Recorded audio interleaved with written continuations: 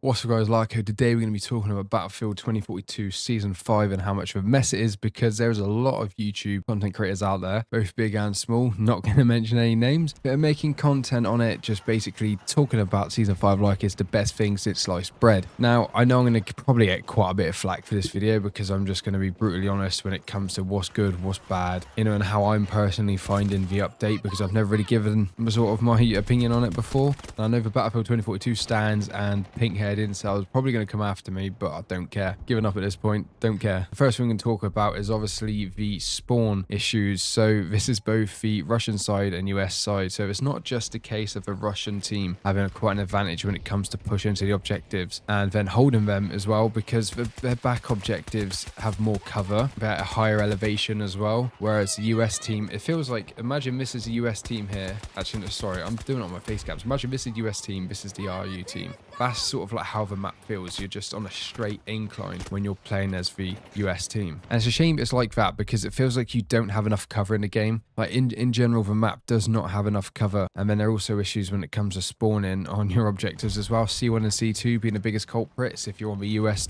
side. I don't think Russians too bad, but it does happen with them as well. On the US side, you would typically spawn out in the open, both C1 and C2. If you've played the game and you spawned on them objectives, you'll know exactly what I'm talking about. But you spawn out into the open and there's not much cover, so you're constantly throwing down your smokes, ammo box, more smoke, and even that sometimes isn't enough to get you through. And if the enemy team's competent enough, you will not be able to get to them objectives. If they're set up on the C2 building, you're done for. More than like, they'll put down the turrets, they'll put down their rangers, they'll put claymores down. Mate, they camp that like there is no tomorrow. It's crazy how, like, I've never seen anything like that in this game, honestly. Like, it's nuts. Now, the good thing is I do actually enjoy this map. Like, even though it feels like once you've completed it, you've accomplished nothing most of the time, you feel like a bit empty. I do overall like the design of the map. It needs more cover.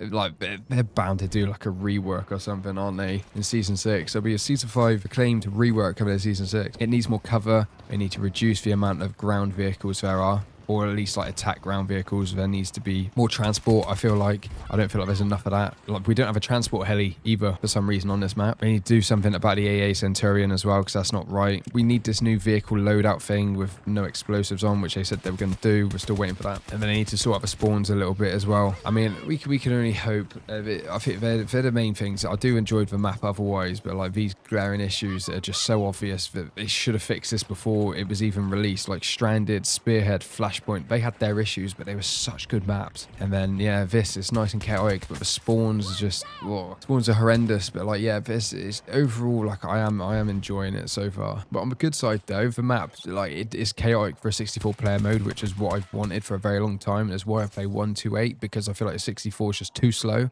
on like every single 2042 map. Obviously it plays quite well on this map, but there's issues with the spawns. And they need to sort of try and fix this Russian and US sort of team balancing, because 9 times out of 10, like, you will notice the Russians win.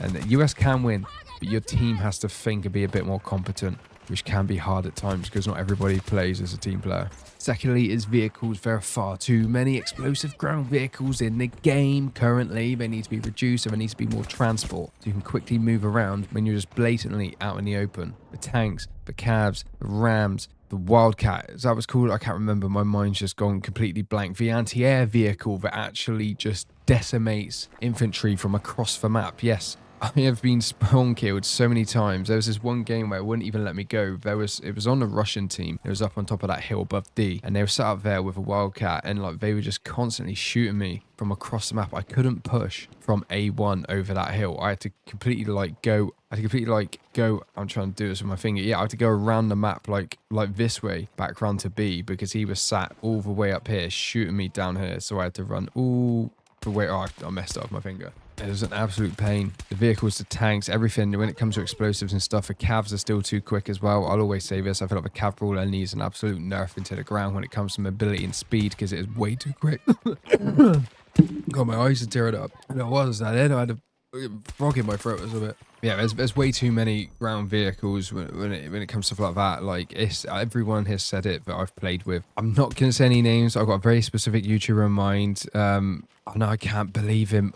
I can't believe that he said that the vehicles seem balanced. That is the most unhinged thing I've heard this week. To be honest, it's nuts. The vehicle balancing is absolutely horrific in this map. They really need to do something about it. Obviously, this is going to take some time. I reckon it's going to go on for about a week. They're just going to have everyone playing it 24/7. Everyone's going to have these issues. They'll see what's the most important and what they need to fix, and then they'll go from there. So I imagine next Wednesday now, so they've changed the date. That's when these changes come into play. The anti-air Centurion turret that sits on top of C2 is absolutely useless 95% of the time, because the Russians, I've had this in a game anyway, they can sit up on top of the D hill and they can destroy it every single time someone gets into it, which I had, which was great. Any competent pilot, it doesn't even need to be massively skilled, can take it out with a couple strafes. It hasn't got much health at all. It really needs a buff to the health, even if they don't. I think the damage needs to be increased a bit and they need to be moved. When they announced these anti-air Centurions, I thought they were going to be like in your spawns, or if not in your spawns, around like your first couple objective flags that you move to. That would make sense. But instead, whoever holds C2 will have access to that turret. And yeah, it's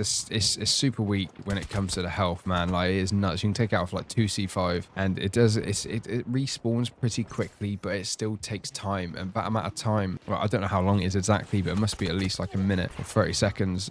So much can happen when it comes to air vehicles. I feel like as a whole, it's in such a stupid place, and the fact you've got to fight over it is ridiculous as well. I feel like you should have them in your bases. So that way they're a bit more protected, and then you can shoot enemies from afar. That's what it's been like on every other Battlefield games. I don't know why they tried switching up with this, man. It made absolutely zero sense. And then the new AR spread as well. If you've seen Ender's video, you will see that guys have been promoting that if you do this burst fire, you should have more accurate ARs, or at least for the all-out warfare weapons anyway.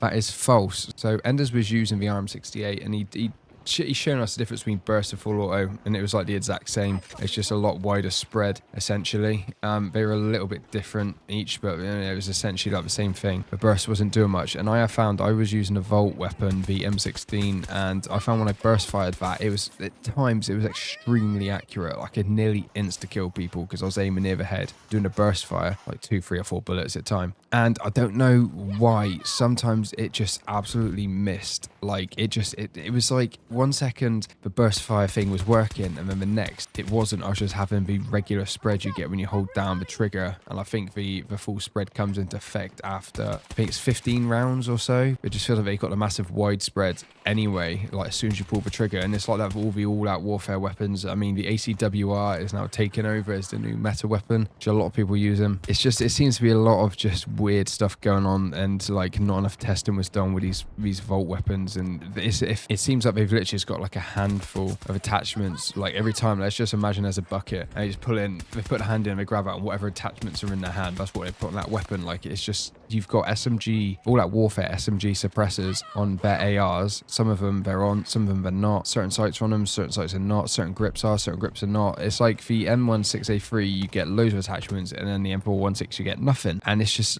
like the heavy suppressor for the MTAR currently, which is obviously an all-out warfare suppressor, that does not affect any, like, it's supposed to reduce your damage at like different ranges, and so it's like it takes more shots to kill, and it's not. You can put that suppressor on, it hides you from the map, and it does absolutely nothing to the damage reduction at all, which is weird. There's just a lot of iffy things at the minute, man, and I could go on about so many other things. I don't know, I'm not very negative. I don't like speaking negatively about Battlefield, and you're probably thinking, oh, well, why have you made this video? Well, because I never really speak my opinion, and I feel like I need to, because I just don't. I keep quiet all the time. I'm always posting over happy-go-lucky content, so I thought it'd be good to do something like this. It's a little bit different. I've been playing Battlefield since I was like 10 years old, to like 13, 14 years now, which is nuts. Yeah, a little bit of a different video, a little bit of a rant. Enjoy today's content. Please leave a like, comment, and subscribe.